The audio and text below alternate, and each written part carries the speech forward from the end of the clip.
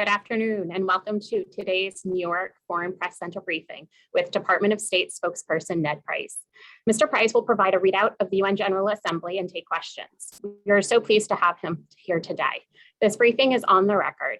Following the spokesperson's opening remarks, I'll open the floor for questions.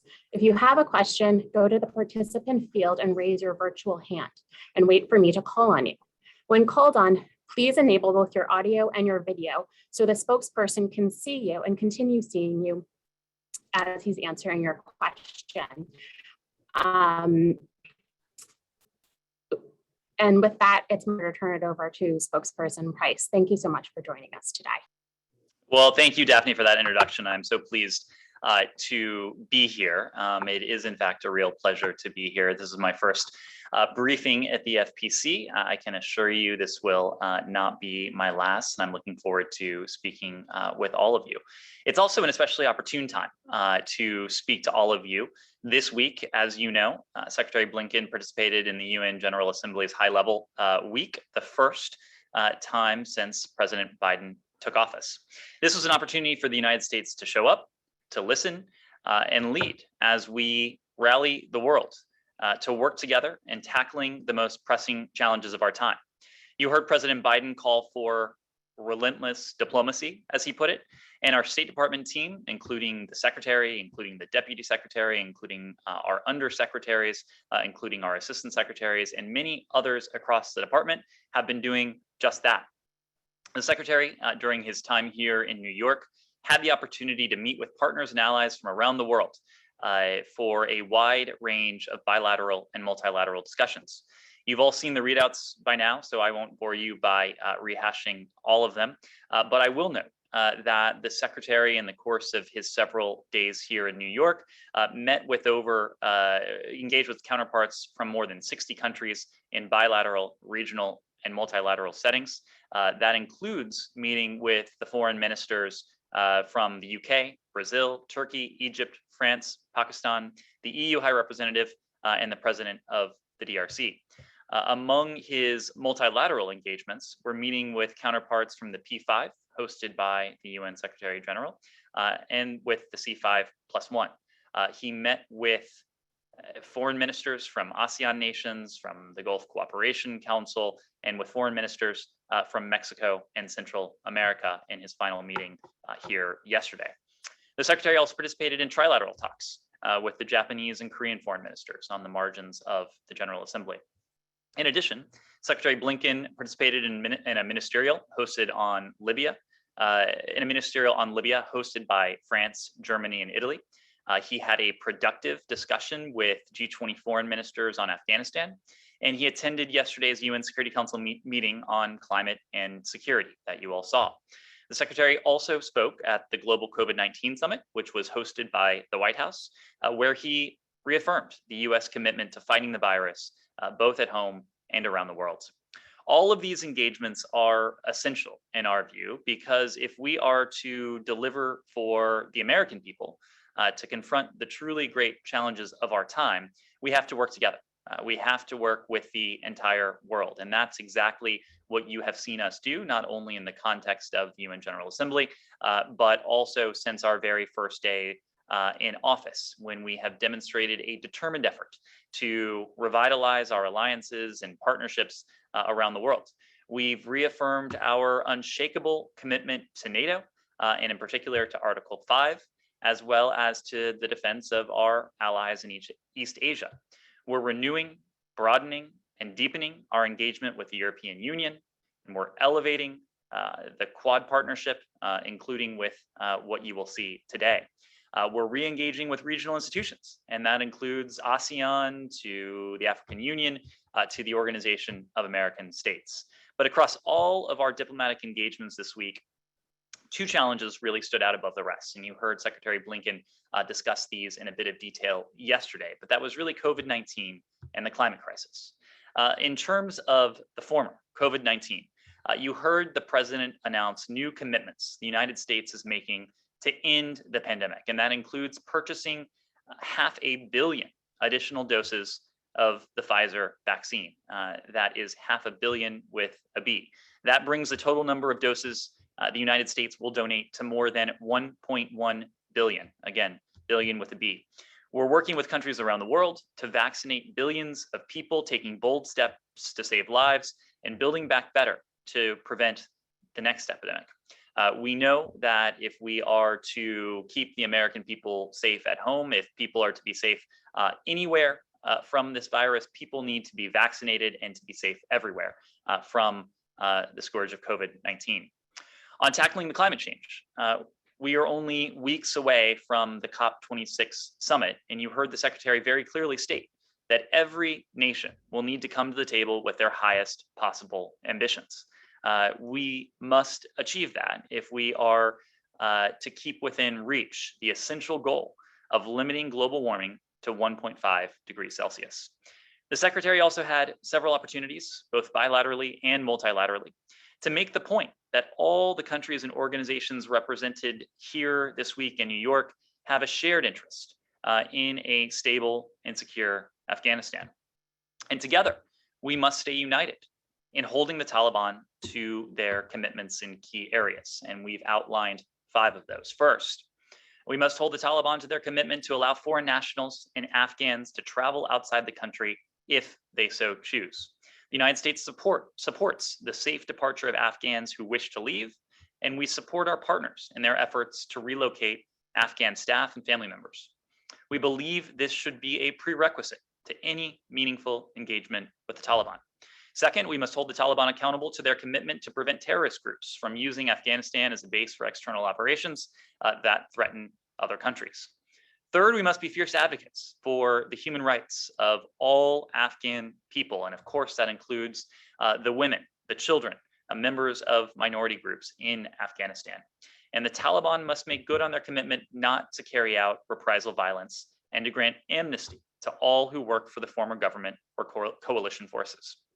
Fourth, we must keep pressing the Taliban on unimpeded humanitarian access. And you've heard from the United States, you've heard from a number of countries around the world about our humanitarian commitment, our enduring humanitarian commitment to the people of Afghanistan. And finally, we've called on the Taliban to form an inclusive government, and a government that can meet the needs and reflect the aspirations of the Afghan people.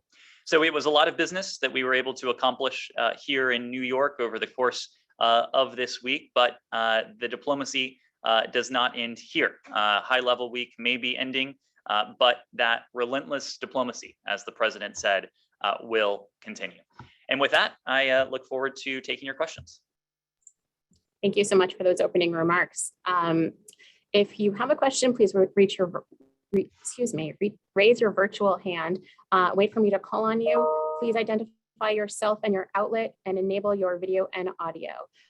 Let's go to the first question to Ben Marks. Yeah, hi Ned, nice to see you. Thank you for doing Hey Ben, good to see you. Yeah, I have a question on the CPTPP. Both China and Taiwan have formally applied to join. Could I first get your comment on this? And I'd like to know if the US is considering going back to consultations about joining the CPTPP.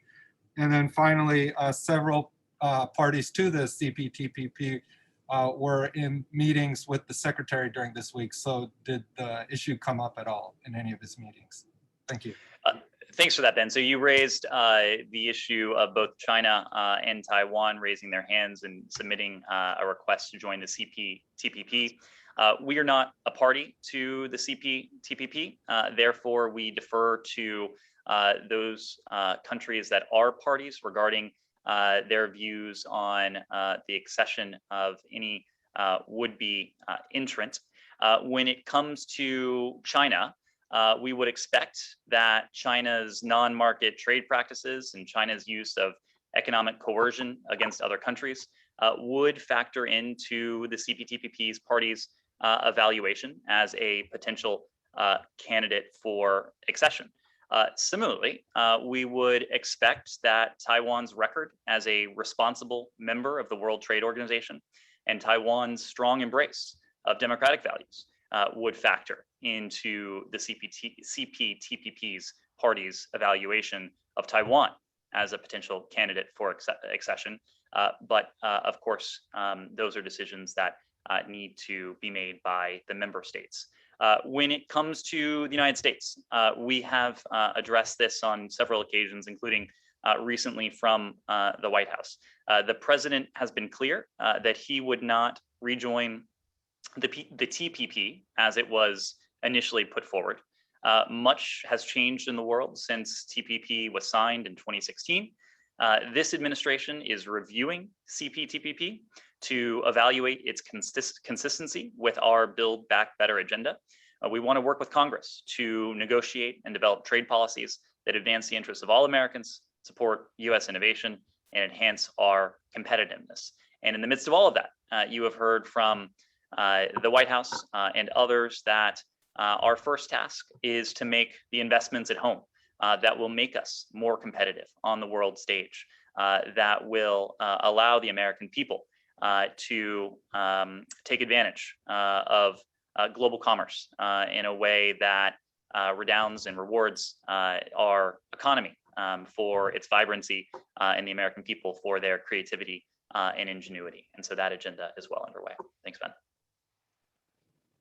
Thank you so much. The next question will go to Jan Ellen. Please enable your audio and video and identify your outlet, please.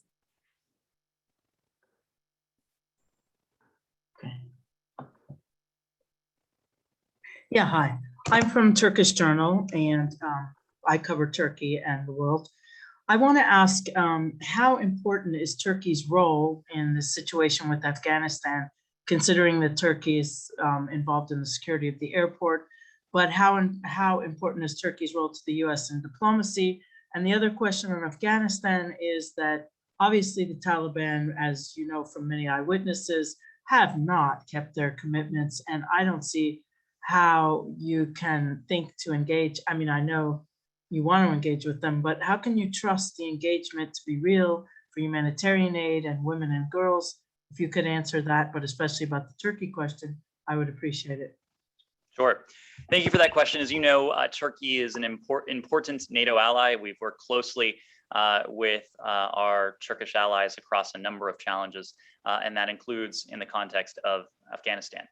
Turkey is and has long played an important role in Afghanistan. Most recently, they are working closely with our Qatari partners in the context of Kabul International Airport and doing incredibly important work to see to it that the airport can be operational in the first instance, allowing for a limited set of charter flights that have been able to facilitate the departure of American citizens, of LPRs, of lawful permanent residents, that is to say, and others who wish to leave, with an eye towards reopening the airport to more regularized commercial traffic going forward. That is an important task. It's an important task for a number of reasons. One, for the ability of those who wish to depart Afghanistan to do so. And when the Taliban have made public and private commitments to safe passage, a functioning airport and a functioning commercial airport in the form of Kabul International Airport is an important instrument in that regard. But this also gets to you an element, the second element of your question. A functioning international airport is important for the provision of humanitarian aid to the people of Afghanistan. And that is something that we are deeply committed to. The United States has contributed billions of dollars to the people of Afghanistan over the past 20 years, about $4 billion since 2002. This year alone, we have put forward $330 million in humanitarian assistance for the people of Afghanistan, including an additional $64 million in recent weeks. And importantly, this is humanitarian assistance. This is assistance that will help and provide relief to the people of Afghanistan, to the women, to the girls, to minorities, to all those who may be in need of it. This is, of course, separate from any bilateral assistance that the United States provided to the former government. This is only about helping the Afghan people. We believe that we can continue to provide this humanitarian aid without it flowing through the Taliban or any other entity. This is something we have done in any number of contexts around the world, working directly with our operating partners on the ground so that they can dispense with this assistance as appropriate to the Afghan people. We've been in regular touch with our operating partners, and we're confident that we can continue to provide this humanitarian assistance going forward. In terms of our engagement with the Taliban, we have been, as have many countries, engaging with the Taliban on issues that are paramount to our national interest.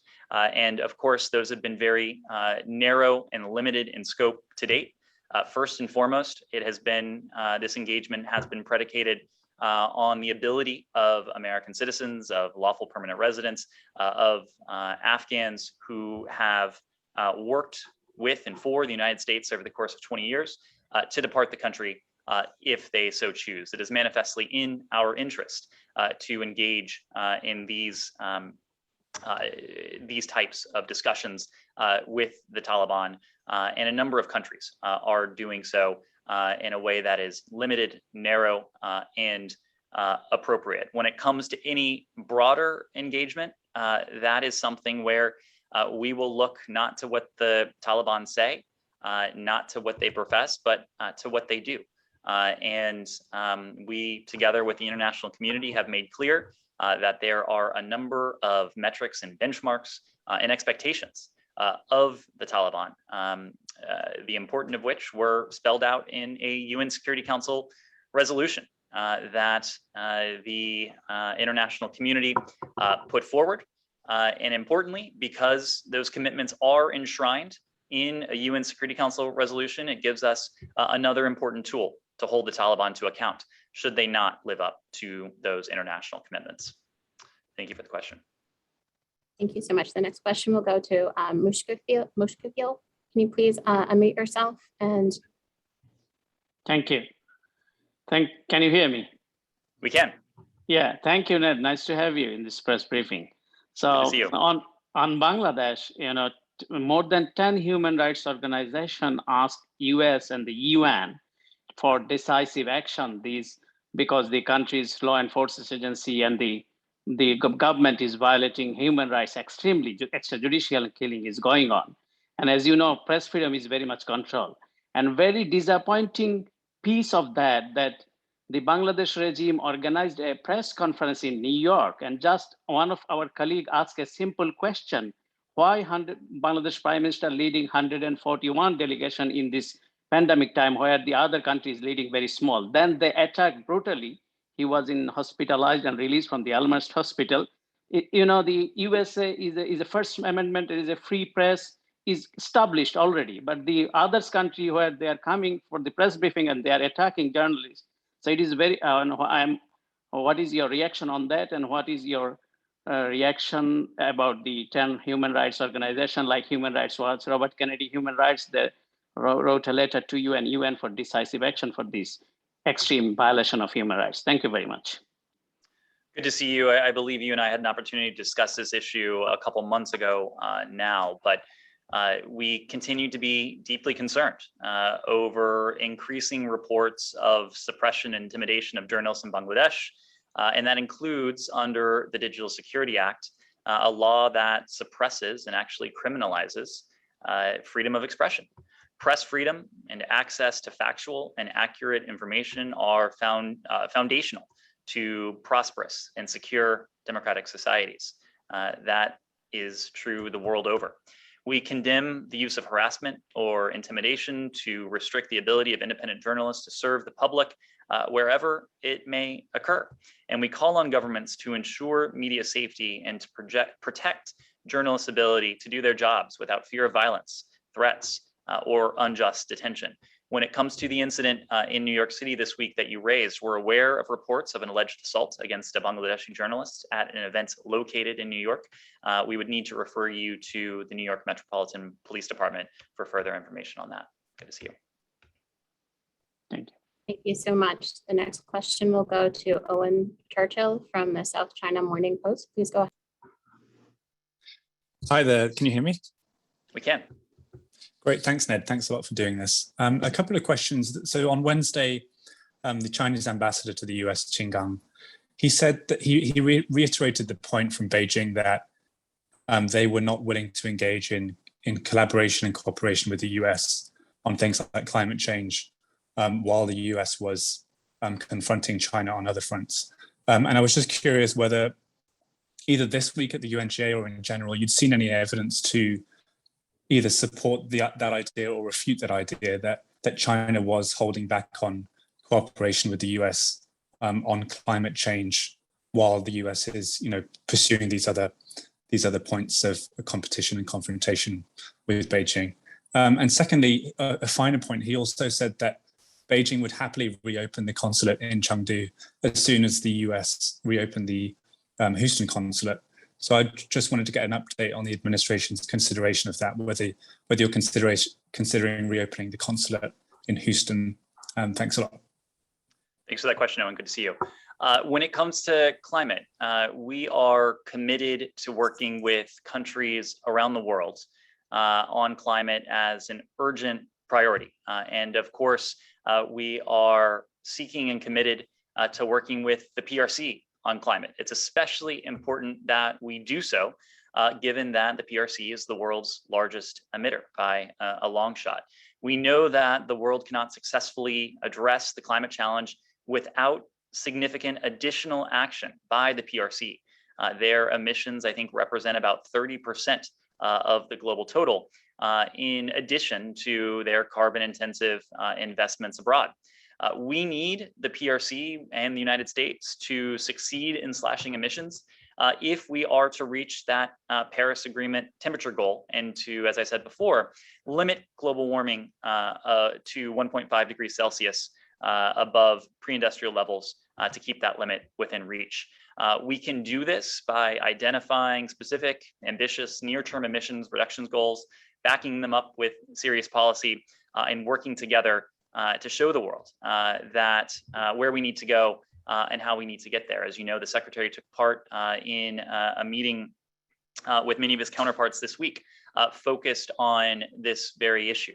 And we have continued to work with a number of countries, and Secretary Kerry was not all that long ago in Tianjin, where he had extended conversations with some of his PRC counterparts about this. But the United States has put forward ambitious goals, and we continue to work with our partners around the world to encourage them to put forward similarly ambitious goals, because we know that, quite frankly, we don't have a choice. This is something that we must do, and I use the we collectively here to refer to the United States and the rest of the international community, especially those countries that are responsible for a great share of the world's emissions. Thanks, Owen. Thank you so much. This question was pre-submitted by Young Duck from Yonhap News Agency. He asks, the South Korean president proposed South Korea, the US, and North Korea declare a formal end to the Korean War as a starting point of North Korea's denuclearization process.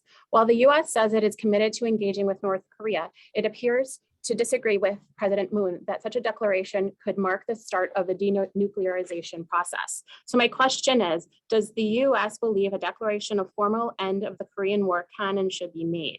More precisely, does it believe that the declaration can be made at the top of the denuclearization negotiations, or should it wait until the North completely denuclearizes first? Thank you. Thanks for that question. Look, we remain committed to achieving lasting peace on the Korean Peninsula. And we believe the best way to do that is through dialogue and diplomacy with the DPRK. We will continue to seek engagement with the DPRK as part of a calibrated, practical approach in order to make tangible progress that increases the security not only for the United States, but also for our allies in the region, our deployed forces, and our partners as well. We've said this a number of times now, but we have no hostile intent towards the DPRK, and we are prepared to meet with the DPRK without preconditions. We hope the DPRK will respond positively to our outreach. In the meantime, you have seen us do a lot of concerted work, quite a bit of spade work with our allies and partners. And just this week, Secretary Blinken held another trilateral engagement with his ROK and Japanese counterparts. And one of the primary topics of discussion in that trilateral engagement was a common approach towards the DPRK, knowing that if we are to be effective, we need to continue to be and to work in lockstep with our partners in the ROK and in Japan. When it comes to relations between the ROK and the DPRK, we continue to believe that inter-Korean dialogue and engagement is a good thing, and we continue to work closely with our ROK allies on the broader agenda. Thank you. Thank you so much. We have time for a few more questions. The next question will go to Amrai. Amrai, please enable your video and identify your outlet and your full name, please. Hey, can you hear me? We can. Great. So I'm Amra Cohen. I'm the US correspondent with the German weekly newspaper Die Zeit. Thank you very much for this meeting. So after the US withdrawal from Afghanistan and after the Australia, UK, US submarine deal, the EU feels a little bit left out, I guess, or in the case of France, even betrayed by the US. So my question is, what is the transatlantic relationship still worth, and can the EU still rely on the US as an ally? Well, thank you for that question. Let me start with the first element of it. As you know, Secretary Blinken yesterday had an opportunity to meet directly with his French counterpart, Foreign Minister Le Drian, here in New York City. And that was after they've been in several meetings together during the course of our high-level week engagements at the UN and on the margins of the General Assembly. The Secretary has a long friendship with the Foreign Minister. He is someone the Secretary holds in high regard. The Secretary's meeting yesterday followed the President's discussion with President Macron the previous day. We agreed, and the President communicated this directly to President Macron, that the September 15th announcement would have benefited from open consultations among allies. And President Macron and President Biden and Foreign Minister Le Drian and Secretary Blinken have now put in place a process of in-depth consultations going forward. Look, we recognize this will take time and hard work that needs to be demonstrated not only in words and readouts, but also in deeds to make clear the priority we attach to the bilateral relationship we have with France, but also the relationship we have with the EU as a whole. We recognize that the transatlantic alliance has fostered security, stability, and prosperity around the world for more than 7 decades. And our commitment to those bonds and this work together is very much unwavering. We welcome the broader trend of European countries playing an important role in the Indo-Pacific. And in fact, the EU several days ago released its own Pacific strategy, which France had a heavy hand in helping to craft. And that is something that we very warmly welcome, knowing that our own interests, our own objectives and goals in the Indo-Pacific region can only be achieved if we work hand in glove with our allies and partners around the world. That includes our allies in Europe. It includes our allies in the Indo-Pacific region as well. We know when it comes to France, when it comes to the EU, we will continue to have strong relations, but we also know we can do more and we can do better in a few specific areas. As I said before, we'll look to deepen that engagement in the Indo-Pacific. The EU strategy is complementary to our own agenda, to our own strategy, and you'll hear more about our own revised strategy in the months ahead. It will, in fact, be informed by what the EU has done in France's role in the region as well.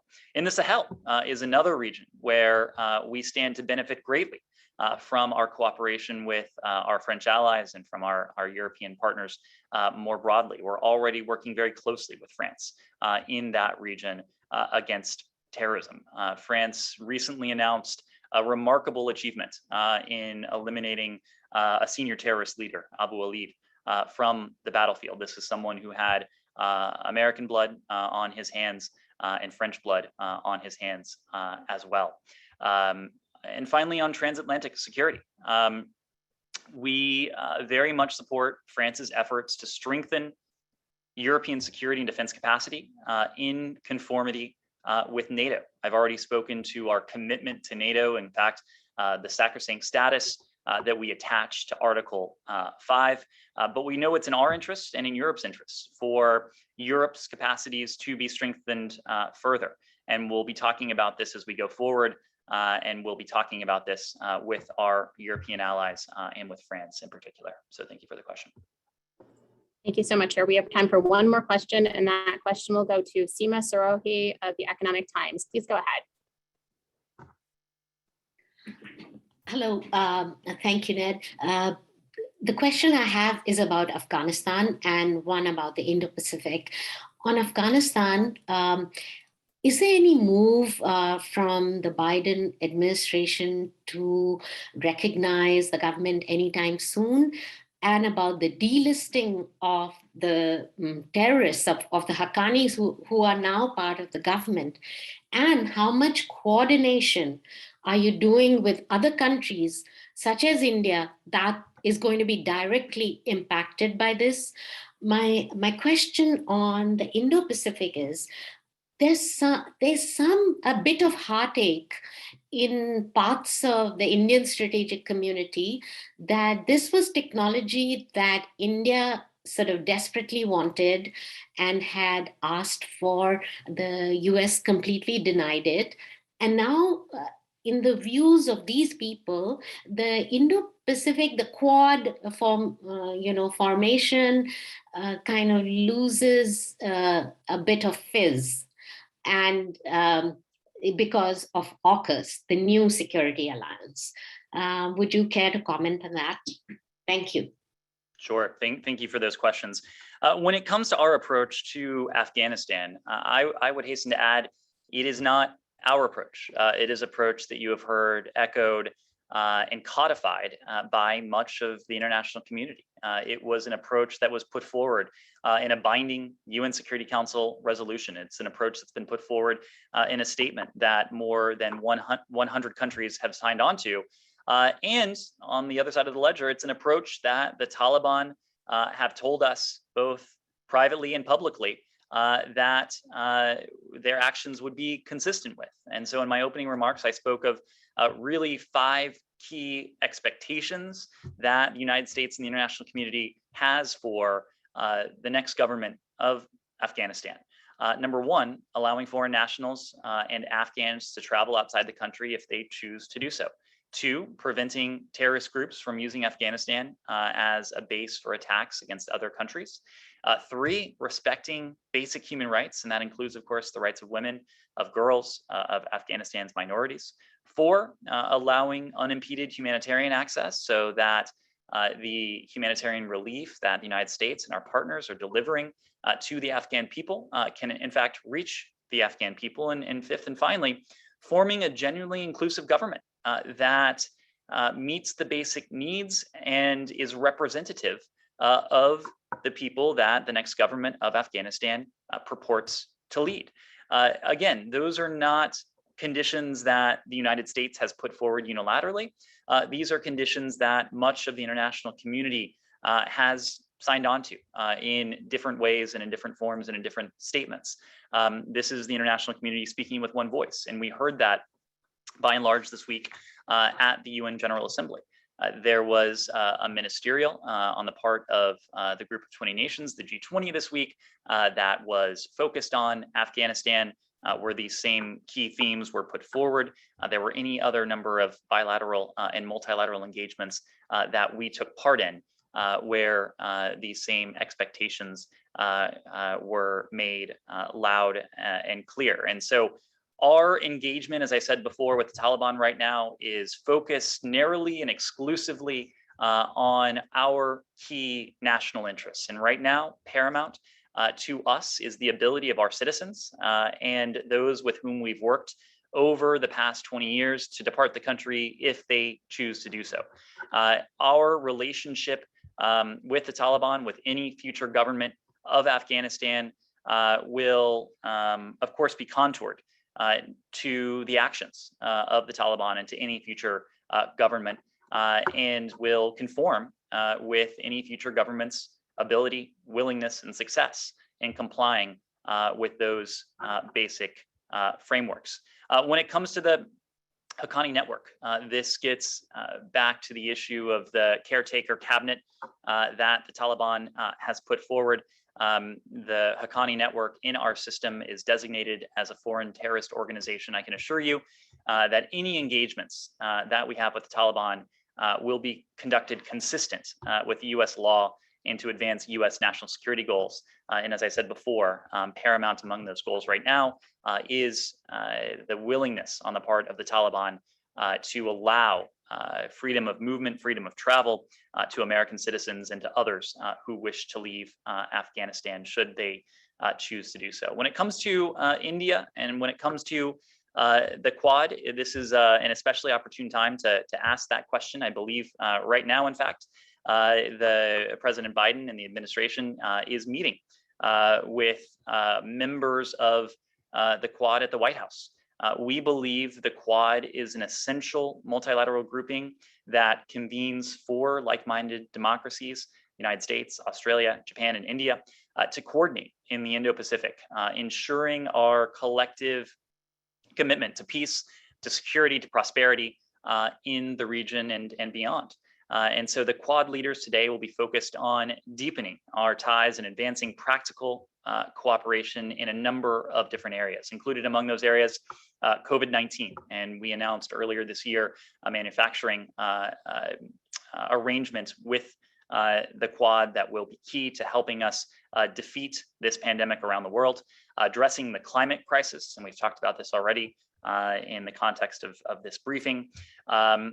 Partnering on emerging technologies and cyberspace, promoting high standards infrastructure, and the broadest of all, promoting a free and open Indo-Pacific. Hosting of these leaders today is just the latest indication of the priority we attach to this multilateral grouping. As you know, there was a virtual Quad Leader Summit earlier this year. This will be the first time the leaders, all four of them, meet in person in the context of the Quad. Secretary Blinken has also engaged his Quad counterparts at the ministerial level. The Quad, as you know, is one multilateral grouping. We've talked about our system of partners and alliances around the world. The Quad is not intended to replace or supplant any other multilateral grouping. We know that each and every one of our allies, each and every one of our partners, each and every one of the multilateral fora in which we engage are incredibly important to our goals. And chief among those goals is the promotion and the protection of the rules-based international order that the United States and our partners have helped to build and protect over the past 7 decades. So with that, I want to thank you all very much. And again, I look forward to doing this again soon. Thank you to the FPC for having me.